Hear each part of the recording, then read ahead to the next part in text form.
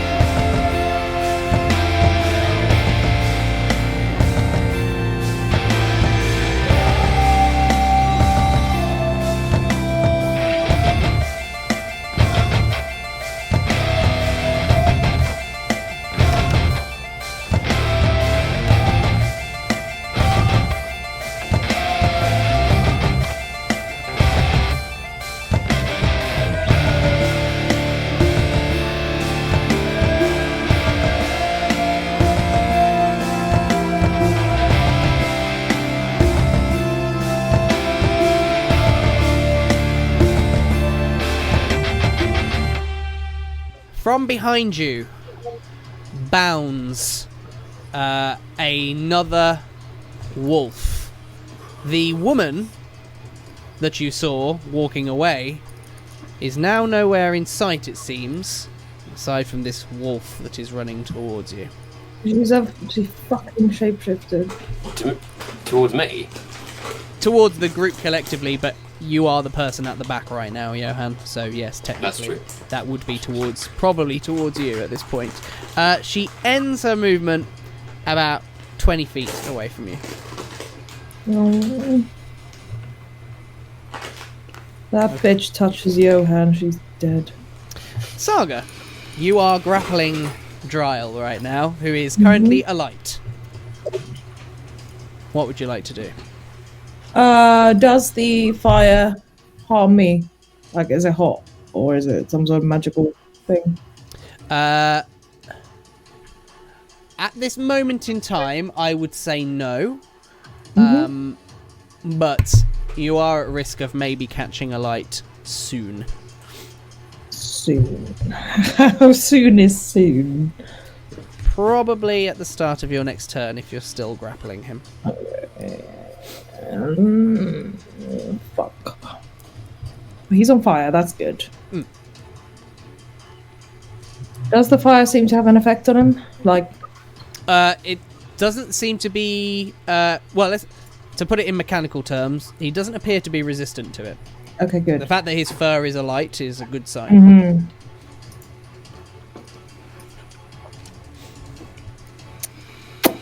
Okay. Think. He's on fire. How far is Wolf Lady? From where you are? Yeah. You would have to dash to get to her, because you moved straight. Like how many feet? For crossbow purposes. Oh, I see. Let's call it 60 feet. Okay, good.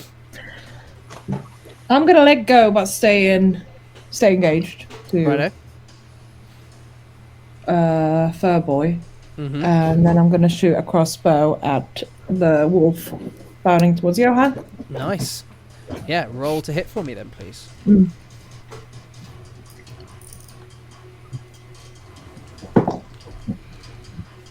That's cocked. That is 19. Phew, very nice. As you take steady aim as Drael is kind of reacting to being a light right now, and you fire off this crossbow bolt that flies over the corpse of one of the dire wolves and lands right in the side of this wolf. So roll for damage for me, please.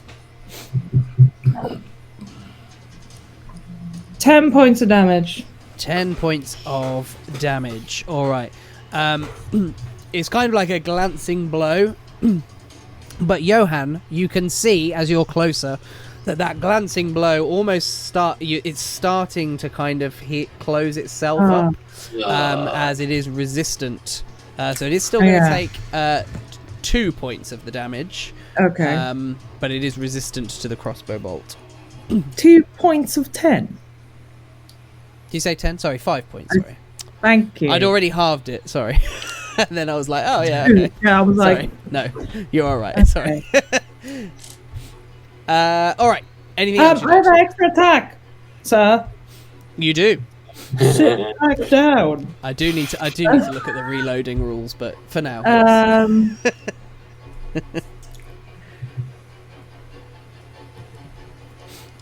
And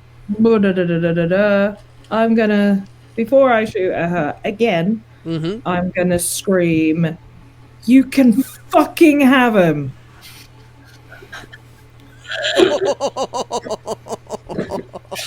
Right. What should I say? Oh.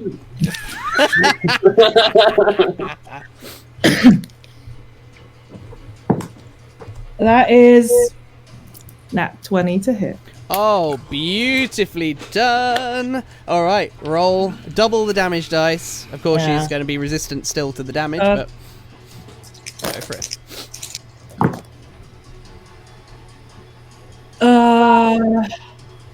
12 plus 3, 15 points of damage. 15. So she's going to take 7 then from the crossbow bolt. As once again, this one penetrating a little bit more, and kind of a blood splatter on the grass below Johann. As you're kind of closest, you can probably see this best more than anybody else. But again, that wound's kind of already starting to heal itself a little bit. Anything else, Saga? That is it. Thorik, you're up.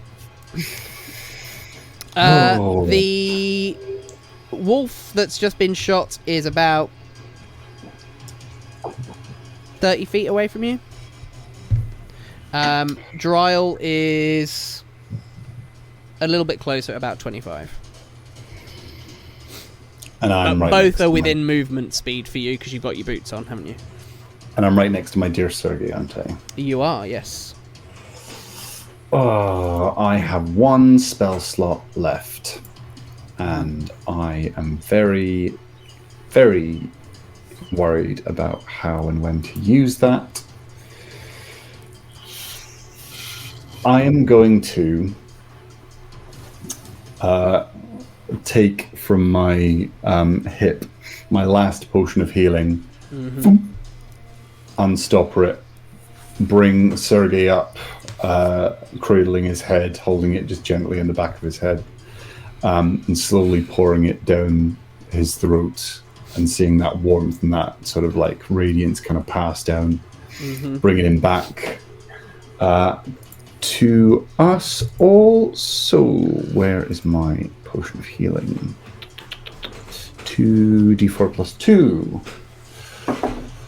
4. And 1, 5. Sergei, you get 7 points of healing. Oh, lovely. Thank you. As I bring him back, and I'm just like, how are you doing? Alive. Okay, good. Don't die. And I literally like drop him, and his head's kind of like thunks into the ground. As I get up and I run towards the wolf, who I assume to be the wolf woman. I sort of like nudge Johann in the chest with the haft in my hand. I'm just like, don't do anything stupid. And I'm just like, hey! And just rush up to this wolf and get in contact and square up to them. Obviously can't do anything else, but I'm just there like holding their space, getting in their way. Are they making for Johann? Like what? It looks like it, yes. Yeah, that's not fucking happening. I'm just like, say, hey, where do you think you're going, eh? Hey, wait. Just getting in the way of this thing. And that's me. Nice. Okay. Top of the round, Sergei, freshly revived, courtesy of the rather nice tasting potion of healing. What would you like to do? Johann is next to you right now, as is Callum's character. Drael is on fire about 20-ish feet away from where you are. And Thorik is trying to get in the way of another much smaller wolf that has suddenly appeared behind you, also about 20-25 feet away. Cool. I am going to do all I can do and mock viciously one of the wolves that is racing down towards us. Not Drael, the other one. The other one? I'm just going to go, yeah, you're so cute. Come here, let me pet. And DC 13 wisdom save for me. Alright. What a time to roll a natural 1. Hey, they 3 hit points of psychic damage and have disadvantage on their next attack roll. Very nice. Thank you, Sergei. Okay. Thank you, Saga. You're welcome. That is on the one coming down from the hill. Yeah. What's Cool. That's all for me.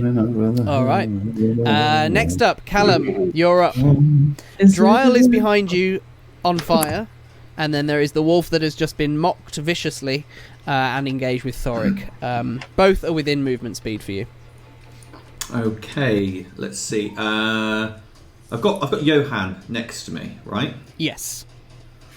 Okay, well, as he's in a visibly weakened state, to get his attention, I'm going to gently place the blade of my sword on his shoulder, as though knighting him, and then I'm going to say, let's go get you that divorce, shall we, old chap? And then I would like to cast the spell, Sanctuary. So using my Warcaster feat, through my sword and into him, I cast the spell. So for the next minute, any creature who wishes to target poor Johann with an attack or a harmful spell to target somebody else. Very nice. I don't know what to say. You feel I'm lucky, grateful. essentially. And Also, you probably go, yeah. yeah. Based on your previous. I'm going to stride towards Drael. Well, it is really not that difficult. As I point my sword towards him, I turn to Saga and I say, "Do you mind if I?" Who was that to, To sorry? his dear lady wife, Saga. Mind if I cut in? Precisely. So, with the lady's blessing, I swing my sword towards this flaming hybrid werewolf. And does the flaming condition provide me with advantage on the attack, or am I able to get in a flanking position? He's now flanked. He's now flanked. Now that you've joined Oh, in. delightful! Yes. I was hoping you would say that. love actually. That's a 3 and a natural 20. Oh, Nice. Frab just dead. Koogaloo Calais. And you currently have a holy weapon. Right? Yes, indeed. My magic weapon is still up. Holy diver! So I'm absolutely going to capitalise on that critical hit and use another of my divine smites. Ooh. Now, does the critical hit apply to smite dice as well? So it's. I would say no, only because you could. Because I think if you're declaring it afterwards, I think that's probably, which you can do as part of smite. It doesn't make sense for it to me. That's quite all right. So I'm going to use the smite anyway, I think. Let's see. So double my longsword damage will be 2d8 plus 2d8 for smite, meaning it will be 4d8 plus 3. For our podcast listeners, Wayne is grimacing at the prospect of so many dice. Yeah. So the dice have fallen as so. That's a 6, a Yes. 7, a 2, and an 8, plus 3 for a total of 27 magical and radiant damage, Wayne. which is going to be enough to bloody him as your strikes. Unlike the crossbow bolts that have gone into the side of this wolf, the strike from your blade, the wound doesn't look as though it's healing itself on this occasion. How are you bloodying him? So I march forward with my shield up, and as I reach him, I move it aside, revealing my sword, lunging from behind to plunge into his chest, and then a pulse of radiant energy surges up the blade and into the wound. I then twist the blade, pull it free, and bring it over my head for my second attack. Haha, 2 attacks. Okay, second attack is 17 and 18, so 20 something. Yeah, that's going to hit. 24 to hit. Right, I've not got a lot of spell slots left, but it's my debut, so screw it! Have at thee! And now, as the rules allow smites to be used on each attack in a single turn, I am going to use up another smite. Paladins are so OP. Now, I wouldn't normally burn through 80% of my spell slots in a single encounter, but gosh, when you do it, isn't it fun? When the resources are gone, they're gone, but damn, they burn brightly. Right. So that is another 3d8 plus 3. What? Okay, less damage this time. 2 3s for 6, plus a 3 for 9, plus 3 for my strength and magic weapon for 12 damage in total. All right. Okay. As I bring the sword down and sort of slash him across the face.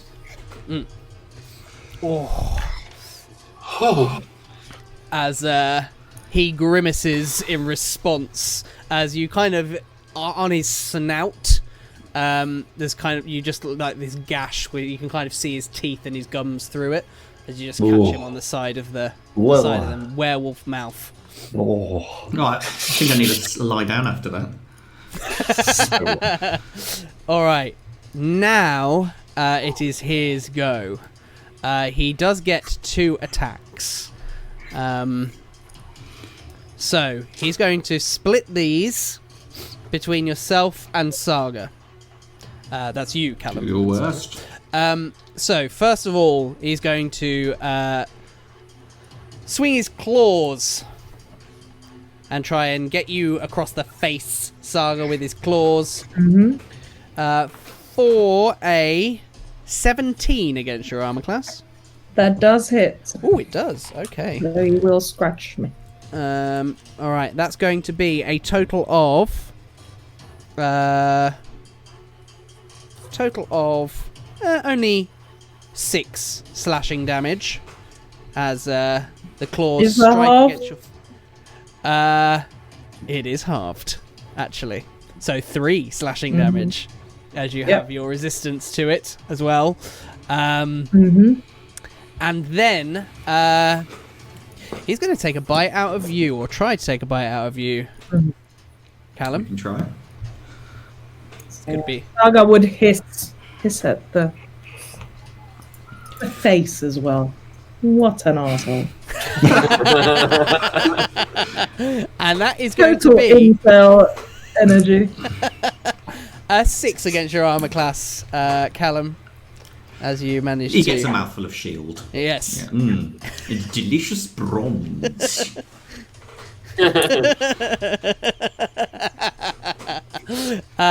And that is going to be his go. Johann. There is a wolf charging towards you, or at least it was until Thorik stood in the way. So about 15 or 20 feet from you is a wolf jostling for position with Thorik and Drael, who is currently flanked by Saga, and Callum's character, who is about 20 feet from where you currently are as well. What would you like to do?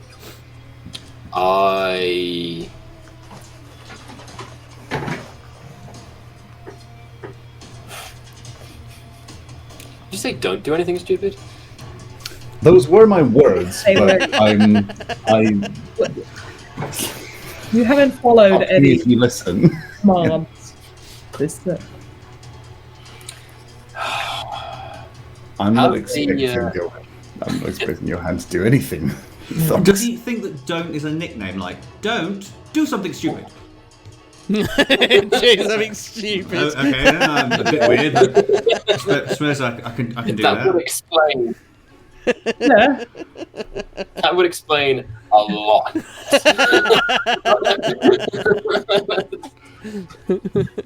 And you've just have seen the keys. Johann's character. Right. Okay.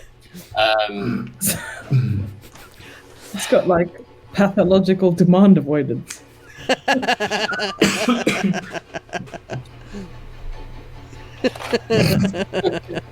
I do what I'm told. So, nope. I'm gonna run after him. By him, do you mean Drael? Yep. I mean, he did just slash me in the face, so I mean, understandable. true.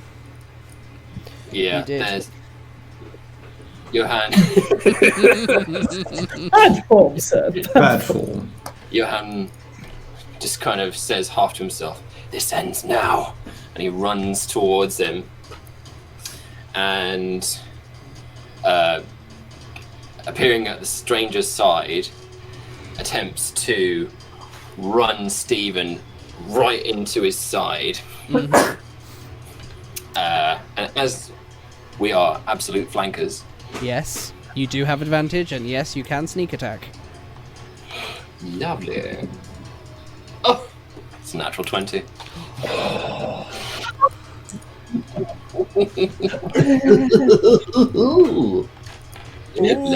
Lovely. Stick him with the pointy end. So that's exactly what I'll do. So 2d8s plus 3. That's a 6 and a 5, which is 11, plus 3, which is 14. And then it's time for 3d6. Well, this is where sneak attack, I would say, is different to smite. The sneak attack is conditional, whereas smite is declared. Ah, right. So I would say that you're critical, and I might get comments in the from the YouTube audience for this. Just But let it happen. YouTube I would audience, say- it's been fun. I would say your sneak attack, unlike smite, does benefit from doubling on Yeah. the critical because it's conditional. I wouldn't double it. I'm just going to roll my normal 3. Yeah, but double. You roll 6d6 for your sneak attack. Really? Doesn't it count as like a sort of modifier? So Why are you arguing with him? Don't put the Why gift are horse you- in the mouth. It is. do I have your blessing? It is a natural part of your attack. Do I have your blessing to roll 6 of these? You do have my. You do Do have it. my blessing. Oh, it's too late now. So that's 2, 3, it's another 5. So that's 20. Plus another one. That's another 5. So that's 25. I'm rolling them again. That's 25. Plus 6 is 31. Plus 5 is 36. Plus 3 is 39 points of damage with a magical weapon, sir. For what it's worth, Oh my god. you didn't even need the second load of sneak attack dice. How are you finishing him? Yes. Yes. I stab him at his side, and presumably he kind of wails and then like lowers himself down, and I grab him by the fur and go, "She is free," and then stab him upwards into his brain, and then just leave it there, and then throw his head away. Oh, And then kind of stagger a little bit. Well, I'm right there, so I'm now just completely splattered with gore Yeah. and brain matter. Whereas Saga's like, this is hot.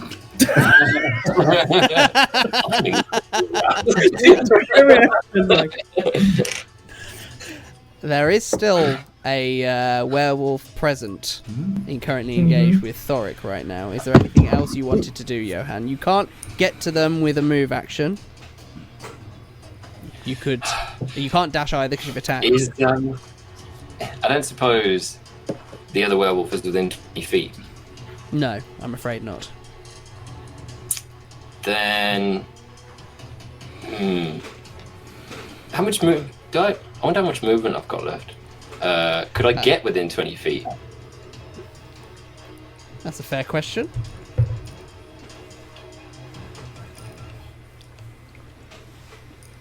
Anything bonus Just action about. dash? Just about, I think. No, because he only moved about 20 feet. I'm Sorry, thinking, cunning action or whatever it is, because he's got. Oh yeah, your bonus action. You can dash as a bonus action, can't you? That's true. well, But you I'm do thinking, still have enough movement to get within 20 feet of the other werewolf. Yes. I was thinking use the rest of my movement and then I use my bonus action to throw my poison dagger. You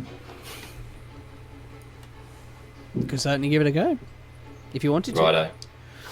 I'm gonna do that. All right, I'll go do for it.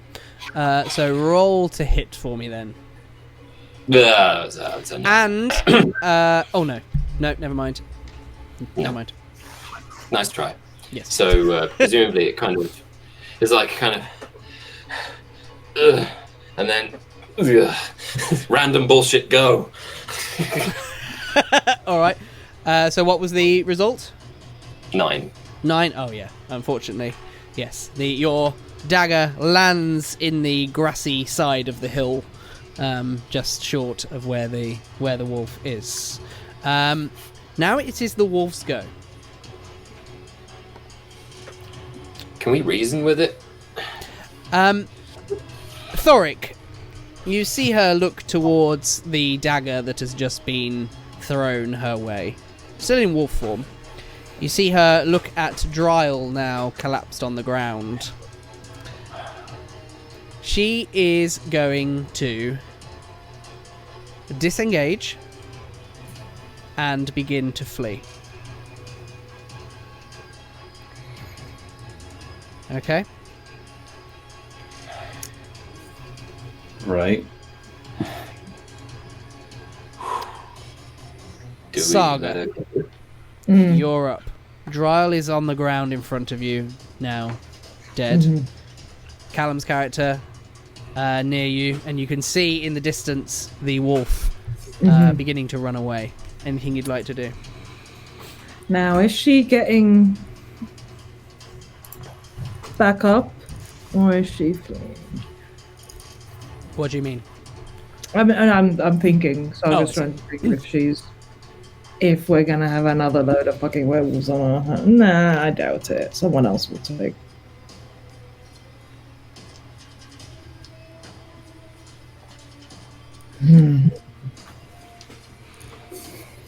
I think she'd let her run off. She doesn't care. Okay. She's gonna let her run off. All right. Is there anything else you wanted to do during your time? Oh yes, yes. There is a thing. She's gonna bloody cock is on the floor. Yes. Obviously. She's gonna take her sword. And place it to where his now not beating heart is. And she's gonna say, "This is for my father," and put it in like that much. This is for my mother, and again. And then she's gonna say, "And this is for the Saga you killed 16 years ago," and just stamp it as far in as she can. That's hot. This thing's not coming back up. Yeah. There is a wolf fleeing from you, Thorik, about 30 feet from where you are. He drops the hammer on its head and releases the haft, turns back to Saga, pointing his rings at the wolf, and just looks at Saga and says, or just kind of like inclines his head in like a, are we letting her go kind of thing? I have no wish to kill her. But what do you do? Yeah, just good. You do only have about 6 seconds in total to make your decision, Thorik. If he's literally just looking for a nod, and if he doesn't get like any sort of clear sign, he raises his hand and hefts his warhammer, turns his back on the wolf, and starts walking back to his friends. All right. Okay. In which case, then, as we are now at the top of a new round, unless Sergei, there was anything you wanted to do, I'm happy to end the initiative. Nope. So, nope. One more vicious mockery, just one more. One more. You better run. All right.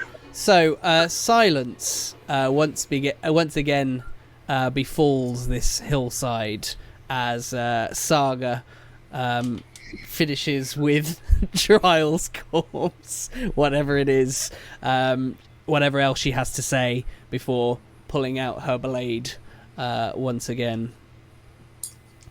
Just that was her. Like, that's what she wanted to say. Sure. So, you are now observing this corpse-ridden battlefield. Anything you would like to say or do?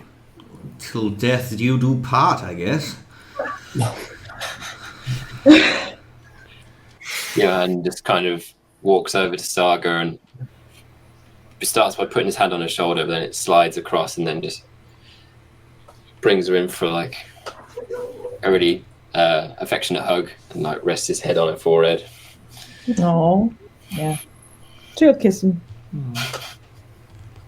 So it's still covered in blood.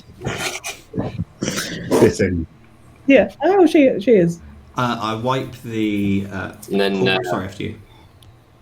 no, sorry, you were saying. I was just going to say, I begin to wipe the werewolf gore off my face with my handkerchief. I turn to check on Sergei, saying, "That was quite a kerfuffle. Are you all right, old chap?" Old chap. Yes, I'm great. Just like with a fucking black eye. Just this. Who the fuck are you? Ah, yes, how terribly discourteous of me. A pleasure to make your acquaintance. My name is Marvelous Shalford. Marvelous what? Sorry, one more time. Yeah. I'm Marvelous Shalford. Perhaps you've heard of my family? Marvelous No. Shalford. Indeed. Surprisingly not. Johann still hasn't completely let his guard down. I don't. I think we're in our own little world. I don't think we even. Marvelous. Johann's like, he hasn't put Stephen away yet, and he's not pointing it at him, but he's kind of like pointing it towards the ground near him, and he just kind of looks him up and down and says, "Why did you help us?" Yes, well, I'm rather dishonest, I'm afraid, when I said I was lost. I've been tracking a pack of werewolves for several days, and to be honest, it's rather fortuitous that you were here when I found them. I doubt I would have handled them alone. You seem to handle yourself pretty well. I really do, don't I? Yes, I've always wondered if my parents named me Marvellous because they could already see that in me, or whether it was more sort of self-fulfilling prophecy. But one shouldn't interrogate one's blessings too thoroughly, I find. Oh, so you didn't choose Marvelous? Your parents did? Golly, no. Like most things in my life, my name was chosen for me by dear Mama and Papa. Well, I am a reluctant werewolf, so You are you? just thought I'd get that out of the way. Well, I appreciate your candour on the matter. The reluctance of yours may save us from an impasse, I think. I was sent here to deal with a werewolf problem. And if you aren't part of said problem, then I don't see why you and I need to have a, well, problem. Would you say that was an accurate assessment of our current situation? I suppose we all kind of exchange looks with each other as if to say, Yeah.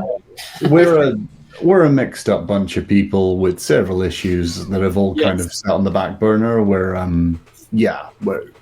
looking into it. Thorik of Mirabar. And he extends a hand. I shake his hand enthusiastically and say, honor to know you, brother. Sergei spits on his hand and goes, Sergei, the whaler Petrovic. I look at his palm, shrug, and immediately sort of spits on my hand and clasps it to his. A pleasure, to be sure. James, as I'm looking at you, is your profession is your profession visible? Is your profession visible? No, I mean what I mean by that. I know. It just sounds like a euphemism. If your flies on is your excuse me, your profession is visible. My loot is on my back, but probably from the look of Sergei, it's hard to tell if that's his or not. If he is just a common bandit who's okay, so I spot this and I say, a musical man, are you? Duh. Yeah. Well, I certainly look forward to the ditty you pen on this encounter. Oh, well, should I commit a marvellous ditty about a marvellous... I don't doubt it for a moment. But first, let me get that for you.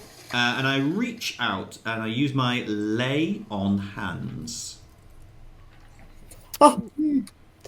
Very nice. How many hit points does Sergei currently have, James? 7. Okay, let's keep some in reserve just in case. Have 15 healing for you. Oh my gosh. Thank you so much. Thorik is like, he's grinning, he's like, oh, where have you been? To keep these bastards alive. And he says, you hold power of your own, friends. Indeed I do, brother. I am truly blessed. Forgive me, who by do you follow a particular pantheon? Or, I lower my visor slightly and I gesture to the strip of white cloth that covers the eye slits. And I say, as you may see from my helm, I have the honour of serving Tyr, the even-handed Lord of Justice. have I heard of Tyr, Wayne? Would you like to give me a religion check, please? 15. Yes, Yay. certainly. Certainly you have. A fairly commonly worshipped god in cities, where law and order is... Well, most cities, not all cities, but I imagine there's probably a few civilised people folk. Yeah. Yes. There's probably a few people that worship Tyr at Mirabar. It's probably a, human pantheon, Humans love their other gods and stuff like that. Yes, indeed. It's like, well, you certainly came upon us at a chance time, my friend. We're grateful. Think nothing of it, brother. So, I have to ask, what brings you all to these parts? Well, I'm Gundren Saga. and Nundro kind of run down the hill and are like, I don't know if perhaps we should divulge such things. And he kind of looks to you all. Well, I tell you what, Gundren and Nundro, we have conversation that needs to be had. Marvelous here would require a pint after such a wonderful fight. Johann needs to sleep, and that can all be settled at a pub. I think that's a good call. Saga turns to our new friend and goes, I'm Saga, the War Bride. Well, you certainly live up to that title. I worked hard for it. No doubt you did. And are you both okay? You and I'm really your amour? I think she blushes. Johan's like, I've never been called an amour before. And just kind of takes a second to think, looks, and then goes, my name is Johann Hale. I'm of the Brethren Vigilant. He doesn't offer his hand. He's still got his sword in it, but he's still slowly kind of going to sheathe it. And then slowly sheathe it. You wield that blade with deadly skill, sir. I'm glad 'twas not pointed my way. Then Gundren and Nundro step forward to you, Marvellous. And they hold out their hands and they say, Gundren and Nundro, Rockseeker of the Rockseeker clan. We are the proprietor... yes, the Rockseeker clan. Well met, gentle dwarves. I understand you being tight-lipped around a stranger. Perhaps they will loosen over a cup of ale, perhaps? Perhaps, aye. And they kind of look to you all and they go, right, shall we? And they begin Please. Well, marching down the hill. Yeah, right, shall we? And they start striding Let's. down the hill. They pulled exactly 0 weight in that fight. They're not fighters. They're not. I don't know what they are, but They are Domestic dwarves. they are. Yeah. Domestic dwarves.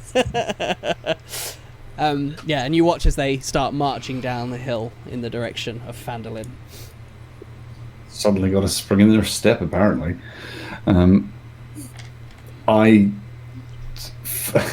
Where is the body of their brother? Yeah. Because they seem to have really forgotten about that. And Thorik would like to find them, and if they don't seem particularly bothered, give them a decent burial outside the mines of Phandalin. The lost mines, I should say, of Wave Echo Cave. Seems as fitting a place as any. Can I get a perception check from you, please, Thorik? Yes. Perception is a 17. It looks as though, and you, because you're still not far off from the entrance, of course, to the mine.